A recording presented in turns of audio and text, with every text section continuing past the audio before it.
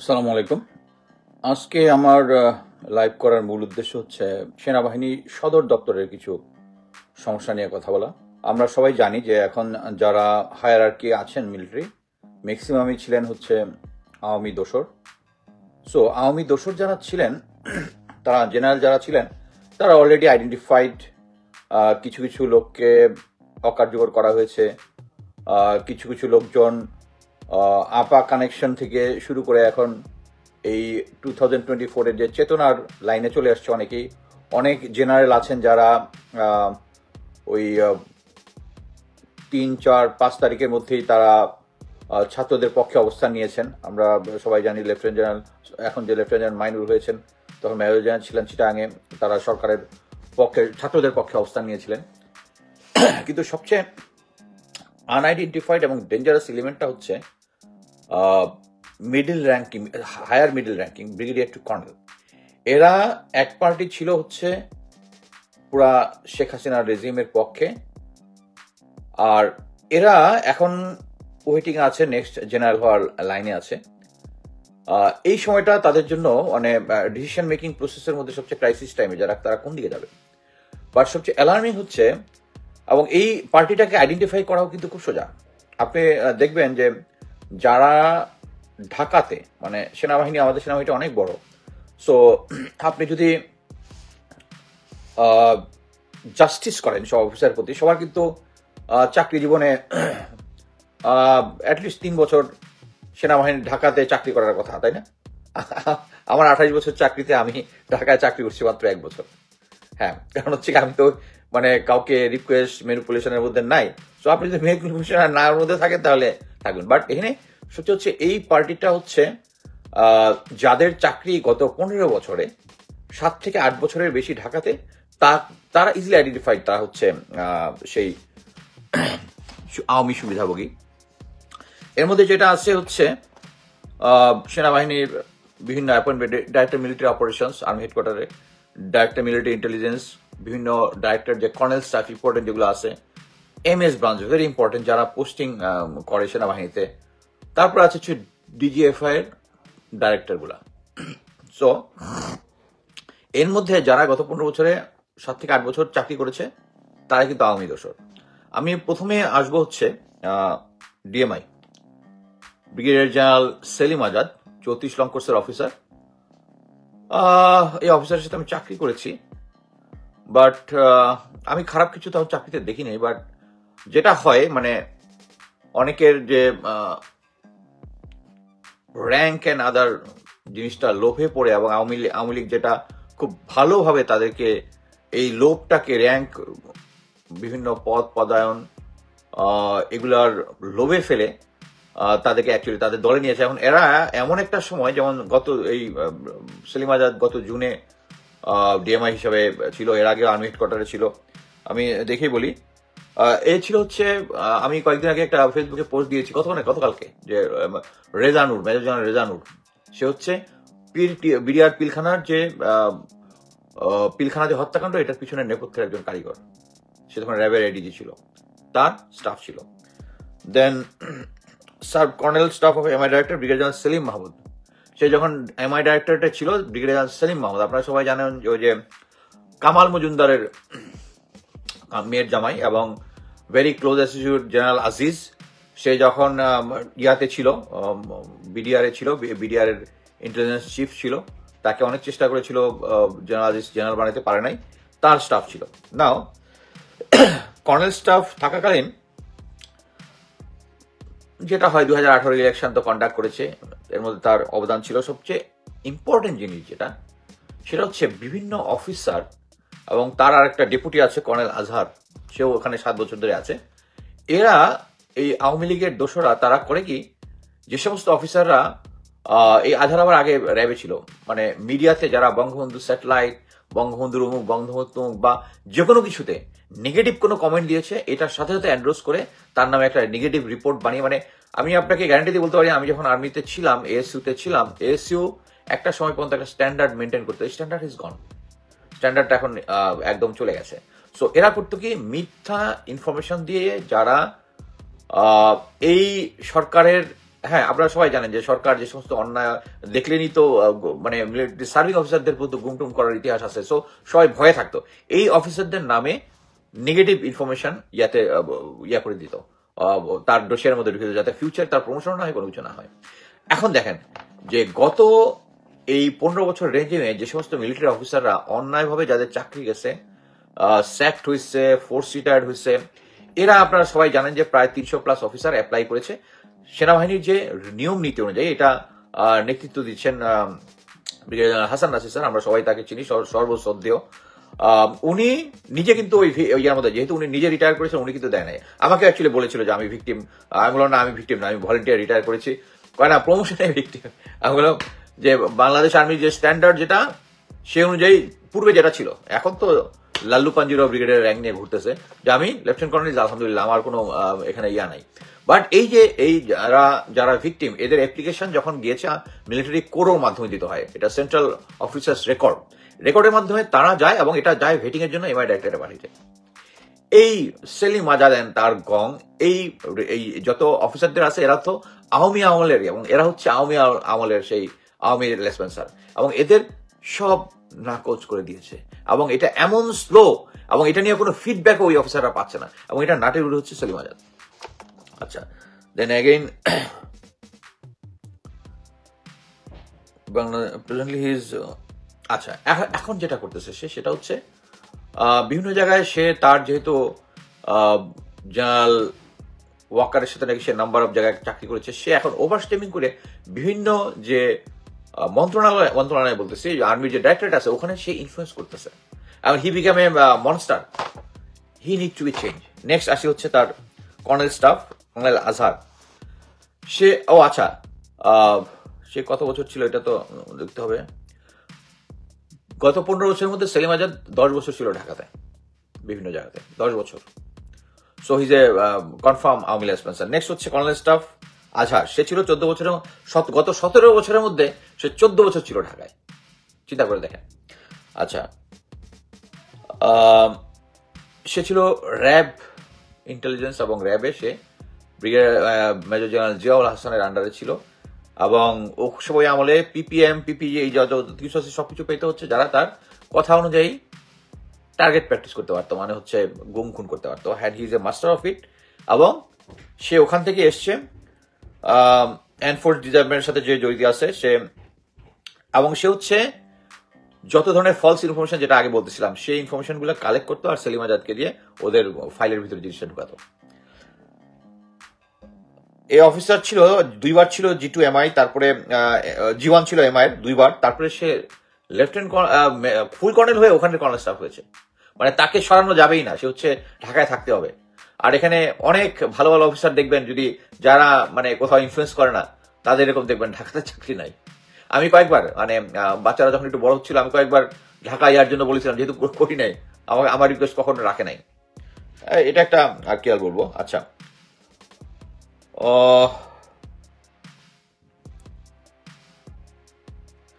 এবং যেটা হচ্ছে যে সমস্ত অফিসারদের যে সিকিউরিটি ক্লিয়ারেন্স হয়, যাদেরকে ভালো জায়গায় পোস্টিং দিতে চায় না, সে সিকিউরিটি ক্লিয়ারেন্সটা ম্যানিপুলেট করে।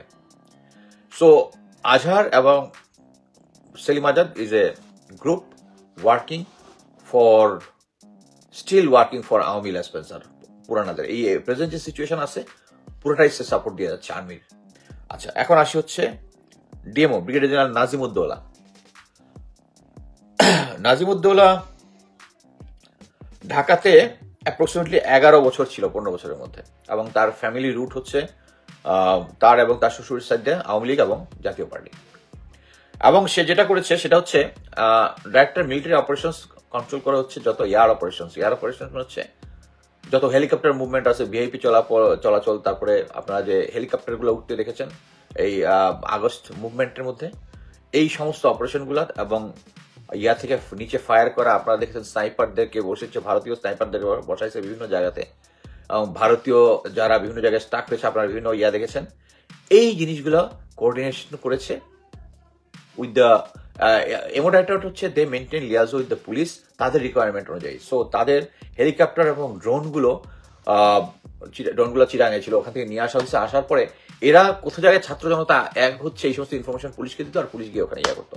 এবং he is the main man director military operations. এবং শুধু নাজিবুদ্দৌলাকে দোষ দিয়ে না, তখন সেনাপ্রধান কে ছিল? ওয়াকারুজ্জামান। তার আন্ডারেই সবকিছু হচ্ছিল। মানে আমরা যদি ধরেও নিই, উনি খুব ভালো মানুষ, 5 ওয়াক্ত নামাজ পড়ে। উনি এই নাজিমুদ্দৌলা বলবে আমাকে তো বস বলছে, আর বস বলবে আমাকে এরা ভুল বুঝেছে। It's a good nexus. Anyway, helicopter arms in addition he ordered various COs to give. আচ্ছা, আরেকটা হচ্ছে আওয়ামী লোকজনদেরকে যে শেল্টার দিয়েছে বিভিন্ন জায়গায়। আমি এর আগেও বলেছি যে ওয়াকারুজ্জামান নিজে বিভিন্ন জিওসি, বিভিন্ন ডিজিএফআই, বিভিন্ন সংস্থা, গোয়েন্দা সংস্থা দিয়ে বিভিন্ন আওয়ামী লীগদের দিয়ে দিয়েছে। এখানে দুটো স্পেসিফিক ইনফরমেশন দিয়েছে। এটা হচ্ছে ডিএমও থাকাকালীন সে এখানে 4B আছে ঢাকাতে, সিও 4B কে আওয়ামী লীগের এমপি যে শাহজাহান খান আছে না, শাহজাহান খান বদমাইশ, যে টকশোর মধ্যে আরেকজনকে মারতে গেছিল যদি মনে থাকেন, সেই শাহজাহান খানকে আর্মির এপিসির ভিতর করে 4B নিয়ে এসেছে ক্যান্টনমেন্টের ভিতরে যে ইউএন ইয়ে আছে, যে ইউএন এর একটা কমপ্লেক্স আছে, মানে ইউএন এর যে সমস্ত অফিসাররা থাকে তাদের ফ্যামিলিকে এই কমপ্লেক্সের মধ্যে রেখে যায় একটা ভাড়ার বিনিময়ে। তাদেরকে হয়তো মাসে 3,000 বা 4,000 এরকম, তখন আগে 3,000 ছিল, এখন হয়তো বাড়তো, এরকম একটা ভাড়া দিয়ে তার ফ্যামিলিটাকে ওই একটা বাসার মধ্যে শাহজাহান খানকে সে রেখেছিল। এটা হচ্ছে মেজবির আশেপাশে জায়গাটা, এবং RISDর পাশে। তারপরে হচ্ছে ছোট মনির একজন আছে না, টাঙ্গাইলের এমপি, ছোট মনির, তো আমি চিনি ছোট মনির ফ্রম টাঙ্গাইল। হ্যাঁ, এই শেল্টার তার বাসায় 5ই আগস্টের পরে এই ছোট মনিরকে সে তার বাসায় রেখেছিল। ও আরেকটা বলি, শাহজাহান খানকে যে অ্যারেস্ট হয়েছে, যে শাহজাহান খান ইজ অ্যারেস্টেড ফ্রম ইউএন পরবর্তীতে তাকে শোন অ্যারেস্ট দেখানো হয়েছে অন্য জায়গায়, এবং এটা নিয়ে অ্যাকচুয়ালি একটা কোর্ট ইনকোয়ারি হয়েছে আর্মির ভিতরে। বাট এটার মধ্যে ওটা 4B ওটা দিয়েছে, কিন্তু ডিএমও আসে নাই ওটার মধ্যে। সে যখন কমান্ডেন্ট এসইউ ছিল, সে এই ছোট মনিরকে এসইউ হেডকোয়ার্টারে নিয়ে গেছিল, আর্মি হেডকোয়ার্টারে একজন রাজনৈতিক লোককে, ঠিক করে নেই। তারপরে আসে হচ্ছে এরপর আসে হচ্ছে main important MS branch. MS branch হচ্ছে দায়িত্ব হচ্ছে খুব একটা ইম্পর্টেন্ট দায়িত্ব পালন করে। সেটা হচ্ছে যে সমস্ত অফিসারকে যে সমস্ত জায়গায় দেওয়ার কথা তাদেরকে দেয়। মানে যে লোকটা যেটার জন্য কোয়ালিফাইড, মনে করেন কমান্ডো, সে আইদার ইনস্ট্রাক্টর হবে অথবা কমান্ডো ব্যাটালিয়নে যাবে, যে গোয়েন্দা আছে গোয়েন্দা যাবে।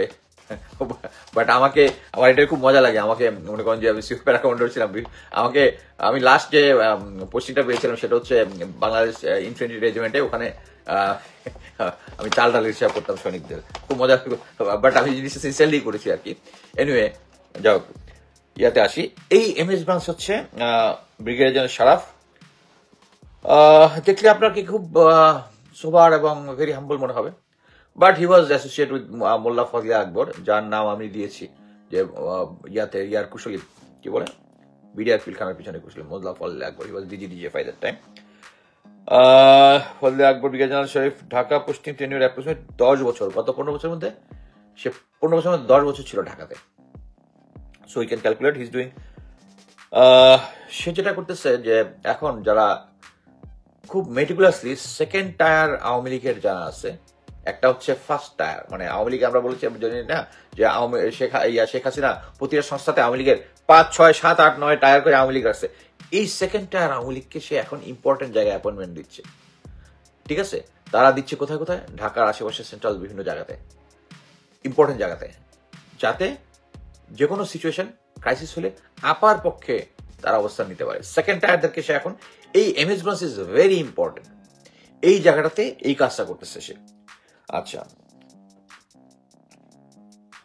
এখানে বিভিন্ন জায়গায় বিভিন্ন ধরনের ইন্টেলিজেন্স স্টোরি আছে, যে একটা দেশ আরেকটা দেশের স্যাবোটাজ কিভাবে করে।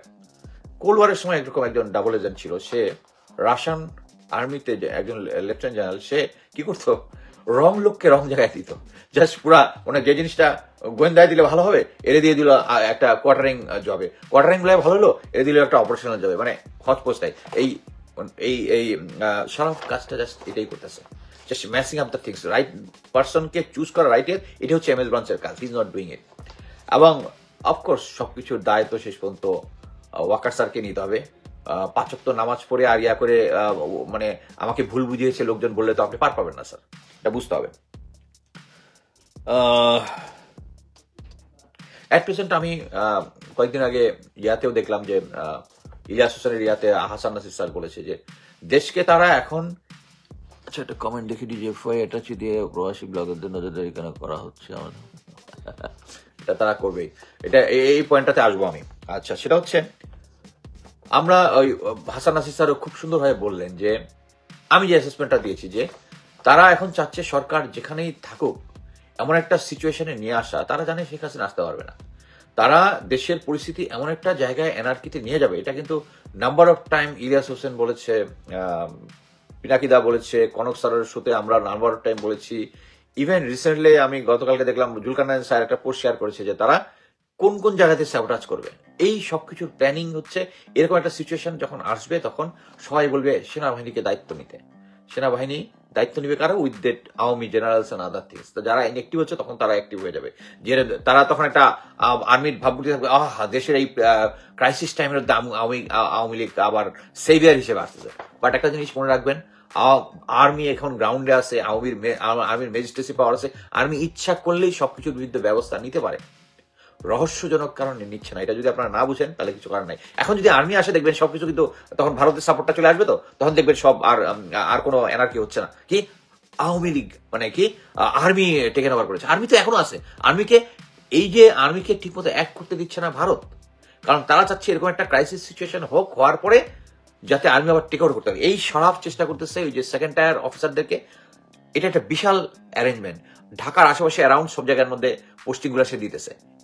এদেরকে চেঞ্জ করতে হবে ওয়াকার স্যারকে।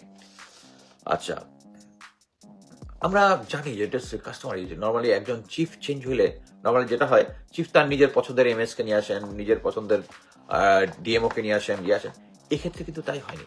সব আগের যে সেট আপ আছে, এই মানে আমার কথা হচ্ছে এই যে একটা 2024-এর একটা বিপ্লব গেল, বিপ্লবের সময় আর্মির অবশ্যই 5 তারিখের আগের লোক পরের লোক, বাট এটা তো সেই আর্মি 5 তারিখের আগে যে আর্মি যে ইয়াটা করেছে, জনগণের দিয়ে গুলি করেছে।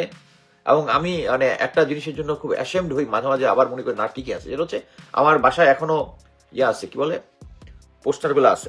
ওয়েট আমি আপনাকে দেখাচ্ছি।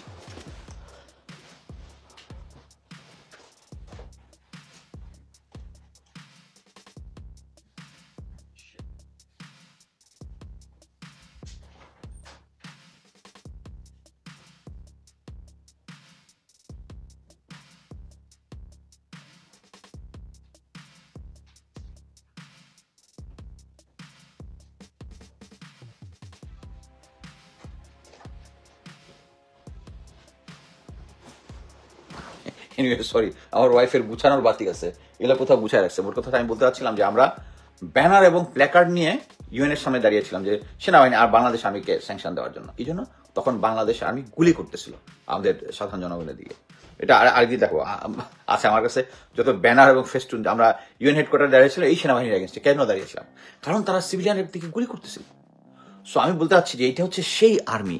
এবং 2005-এর আগের আর্মির যে সমস্ত আর্মি হেডকোয়ার্টারের important appointment, DMI, DMO, MS ব্রাঞ্চের যে সমস্ত স্টাফ ছিল, স্টিল দেয়ার, তারা এখনো আছে এবং তারা ওইভাবেই আর্মিকে সাজাচ্ছে। আমাদেরকে এই ব্যাপারে একটা ব্যবস্থা নিতে হবে। এবং আমাকে আমার সোর্সটা বলে হচ্ছে যে এরা হচ্ছে চিফকে মিসগাইড করতেছে এই সেই। বাট আমার কথা হচ্ছে উনি তো সেনাপ্রধান পর্যন্ত হয়েছেন, যেভাবেই হোক হয়েছেন, জেনারেল হয়েছেন, সেনাপ্রধান হয়েছেন। উনি যদি বলেন যে আমাকে ভুল বোঝাচ্ছে, এটা তো হবে না। ইমিডিয়েটলি আমি জেনারেল ওয়াকার স্যারকে অনুরোধ করবো এই অফিসারগুলোকে সরানোর জন্য, এছাড়া তো আমার পূর্বের যে দাবি দেওয়া আছে সেটা হচ্ছে ডিজিএফআই, তারপরে বিজিবি 9 জিওসি, এগুলোকে এখন আপনারা কোনো কিছুই সরাচ্ছেন না। ওয়ারেজ আমরা তখন অ্যাশেমড হব যখন এই যে গুম কমিশন যে একটার পর একটা লিস্ট বের করতেছে, এবং লিস্ট বের করার পরে যখন তাদেরকে আপনাকে ফোর্স রিটায়ার্ড দিতে হবে এবং দেখবেন যে এদেরকে সিভিল অথরিটি এসে অ্যারেস্ট করে নিয়ে যাচ্ছে, তখন আমরা অ্যাশেমড হব। এবং এই লোকগুলাকে আপনারা এতদিন হারবার করেছেন, তখন আপনি নিজে অ্যাশেমড হবেন। আরেকটা জিনিস আমাকে আরেকজন বললো যে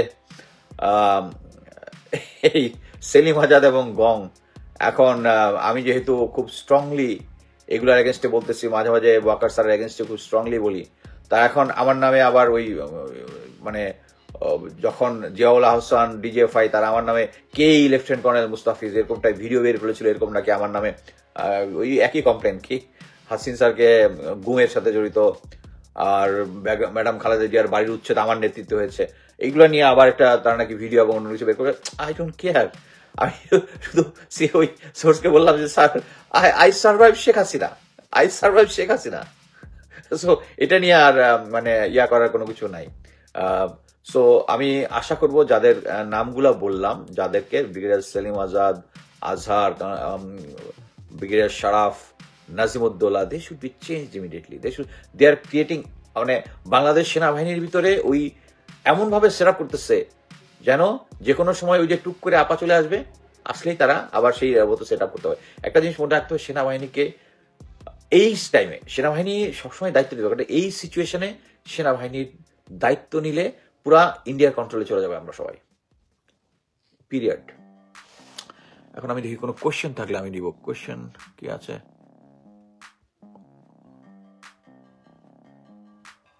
Yes, we are all state of war. Correct. Sir কি ব্রিটিশ শয়তানি বুদ্ধি ভাগ করে আর শাসন নীতি অনুসরণ করছে আকার?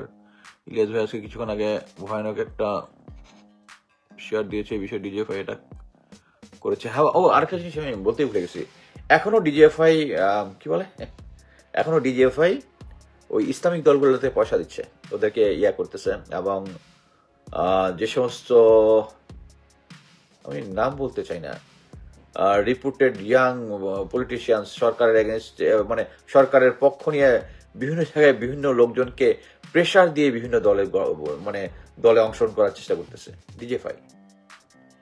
মানে কিছু কিছু লোককে জোর করে এনে এখানে ইয়া করা, দলে গড়া। আমি আরো যখন স্পেসিফিক নাম আমি পেয়েছি, স্টিল আমি মানে সোর্স আরো 2-3টা জায়গা থেকে কনফার্ম না করে বলতে চাচ্ছি না, কারণ তো এখনো লোকজনকে ডিজিএফআই ধরে নিয়ে বলতেছে তুমি এই দলের মধ্যে অংশগ্রহণ করো, এই রাজনৈতিক দলকে। আমাদেরকে, মানে আমি ইয়াকে বলতেছি, প্রফেসর ইউনূস স্যারকে, ডিজিএফআই কে এই পলিটিক্যাল ম্যাচের ভিতরে ঢুকানো থেকে বের করেন। জাস্ট পলিটিক্যাল কোনো অ্যাফেয়ারের মধ্যে, পলিটিক্যাল মধ্যে অ্যাফেয়ারে জড়াবে যখন এই পলিটিক্যাল অ্যাফেয়ারের মধ্যে কি ভারতীয় এজেন্ট আছে, এগুলো বের করার জন্য থাকবে ডিজিএফআই। এটা হচ্ছে কাউন্টার ইন্টেলিজেন্স, যারা দেশে থেকে ভারতের পক্ষে কাজ করবে, রাজনৈতিক দল থেকে ওগুলোকে খুঁজে বের করবে। বাট রাজনীতি একজনের কে নেক্সট সরকার গঠন করবে ইটস নট, এটা ডিজিএফআই কাজ না, এটা এনএসআই কাজ না। যাক, আমার আছে কাজ আছে অনেক, নিজেও ব্যস্ত আছি, এর মধ্যেই বাধ্য এটা করলাম। সেলিম আজাদকে বললাম আমার নামে যা ইচ্ছা তাই বের করতে পারো, আমাকে, আমার ফ্যামিলি নিয়ে, আমার ওয়াইফ নিয়ে, আমার বাচ্চাদেরকে নিয়ে, আমার বাচ্চারা কিশোর গ্যাং কত কিছু বের করছে। I didn't care, and I survive Sheikh Hasina regime. এখানে শেষ করছি, ধন্যবাদ।